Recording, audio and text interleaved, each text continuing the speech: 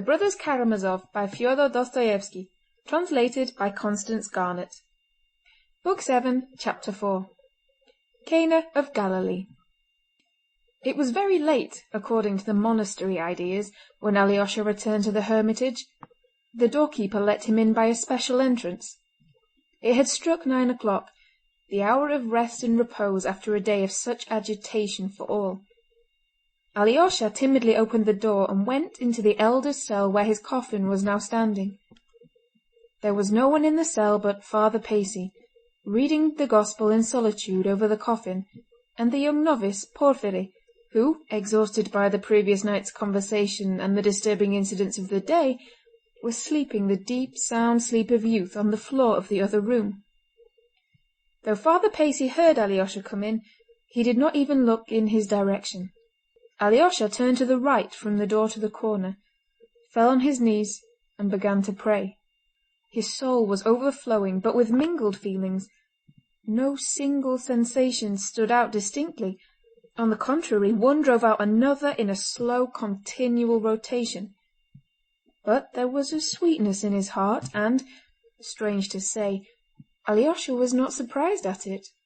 Again he saw that coffin before him, the hidden dead figure so precious to him, but the weeping and poignant grief of the morning was no longer aching in his soul. As soon as he came in, he fell down before the coffin as before a holy shrine, but joy was glowing in his mind and in his heart. The one window of the cell was open, the air was fresh and cool. So the smell must have become stronger if they opened the window, thought Alyosha. But even this thought of the smell of corruption, which had seemed to him so awful and humiliating a few hours before, no longer made him feel miserable or indignant. He began quietly praying, but he soon felt that he was praying almost mechanically. Fragments of thought floated through his soul, flashed like stars and went out again at once, to be succeeded by others. But yet there was reigning in his soul a sense of the wholeness of things, something steadfast and comforting, and he was aware of it himself. Sometimes he began praying ardently.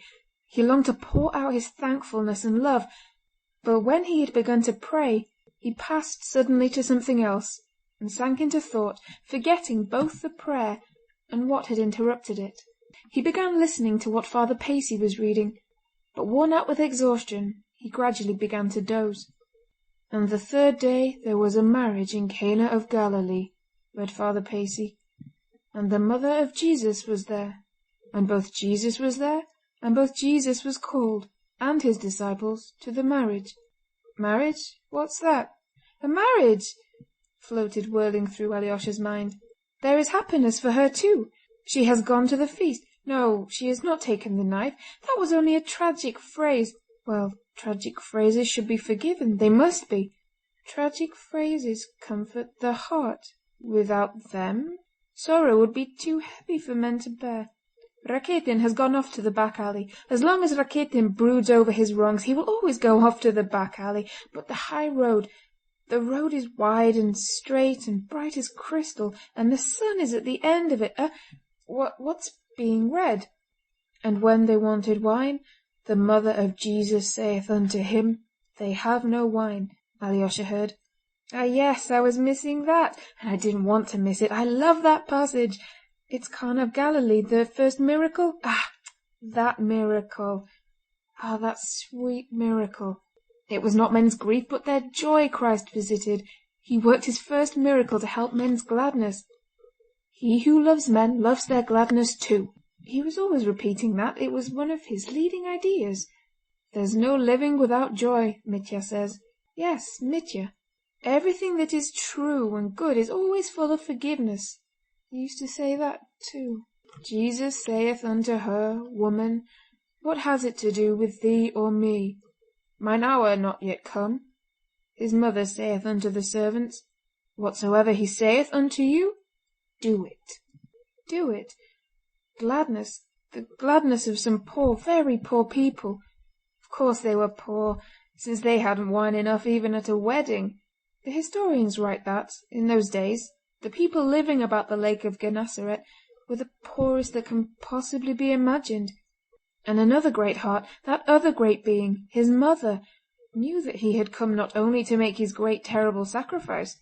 She knew that his heart was open even to the simple, artless merrymaking of some obscure and unlearned people, who had warmly bidden him to their poor wedding. "Mine hour is not yet come," he said with a soft smile. He must have smiled gently to her. And indeed, was it to make wine abundant at poor weddings he had come down to earth? And yet he went and did as she asked him. He's reading again. "Jesus saith unto them, Fill the water pots with water, and they filled them up to the brim. And he saith unto them, Draw out now, and bear unto the governor of the feast. And they bare it. When the ruler of the feast had tasted the water that was made wine, and knew not whence it was, but the servants which drew the water knew, the governor of the feast called the bridegroom, and saith unto him, Every man at the beginning doth set forth good wine, and when men have well drunk, that which is worse, but thou hast kept the good wine until now. But what's this? What's this? Why is the room growing wider? Ah, yes, it's the marriage, the wedding. Yes, of course. Here are the guests, here are the young couple sitting, and the merry crowd, and where is the wise governor of the feast? But who is this? Who? Again, the walls are receding. Who's getting up there from the great table? What? He here too? But he's in the coffin. But he's here too. He has stood up. He sees me. He is coming here. God! Yes, he came up to him. To him, he, the little thin old man, with tiny wrinkles on his face, joyful and laughing softly. There was no coffin now, and he was in the same dress as he had worn yesterday, sitting with them, when the visitors had gathered about him. His face was uncovered, his eyes were shining. How was this, then? He too had been called to the feast. He too at the marriage of Cana in Galilee. "Yes, my dear, I am called too, called and bidden," he heard a soft voice saying over him. "Why have you hidden yourself here, out of sight? You come and join us too." It was his voice, the voice of Father Zossima, and it must be he, since he called him. The elder raising Alyosha by the hand, and he rose from his knees. "We are rejoicing," the little thin old man went on. "We are drinking the new wine, the wine of new great gladness. Do you see how many guests? Here are the bride and bridegroom. Here is the wise governor of the feast. He is tasting the new wine. Why do you wonder at me? I gave an onion to a beggar, so I too am here. And many here have given only an onion each, only one little onion. What are all our deeds? And you, my gentle one, you, my kind boy, you too have known how to give a famished woman an onion today. Begin your work, dear one, begin it, gentle one. Do you see our son? Do you see him?" "I am afraid. I dare not look," whispered Alyosha. "Do not fear him. He is terrible in his greatness, awful in his sublimity, but infinitely merciful. He has made himself like unto us from love and rejoices with us. He is changing the water into wine, that the gladness of the guests may not be cut short. He is expecting new guests. He is calling new ones unceasingly for ever and ever. There they are bringing new wine. Do you see they are bringing the vessels?" Something glowed in Alyosha's heart. Something filled it till it ached. Tears of rapture rose from his soul. He stretched out his hands, uttered a cry, and waked up. Again the coffin, the open window, and the soft, solemn, distinct reading of the Gospel. But Alyosha did not listen to the reading.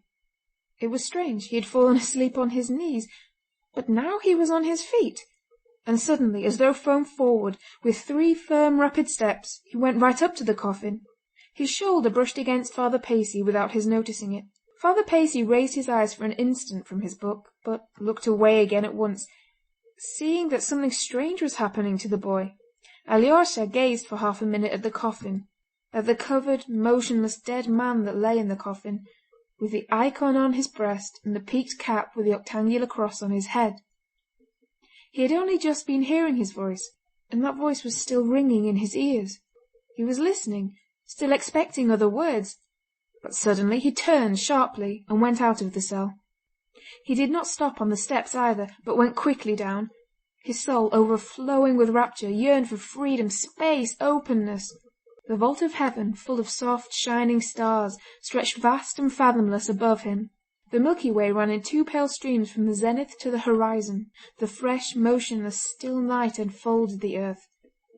The white towers and golden domes of the cathedral gleamed out against the sapphire sky. The gorgeous autumn flowers in the beds round the house were slumbering till morning. The silence of earth seemed to melt into the silence of the heavens. The mystery of earth was one with the mystery of the stars. Alyosha stood, gazed, and suddenly threw himself down on the earth. He did not know why he embraced it.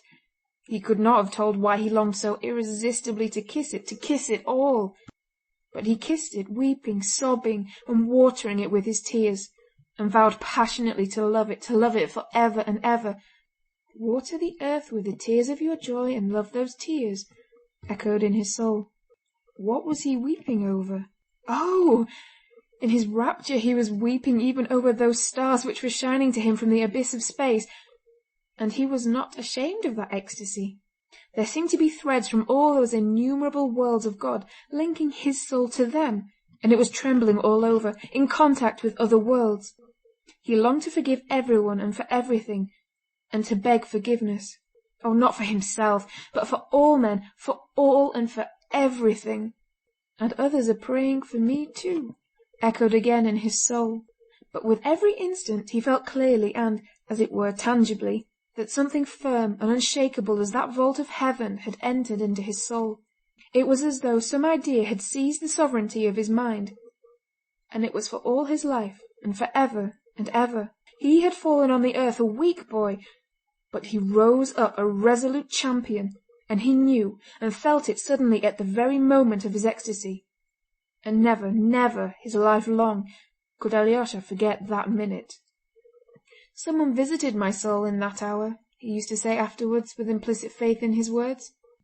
Within 3 days he left the monastery in accordance with the words of his elder, who had bidden him sojourn in the world.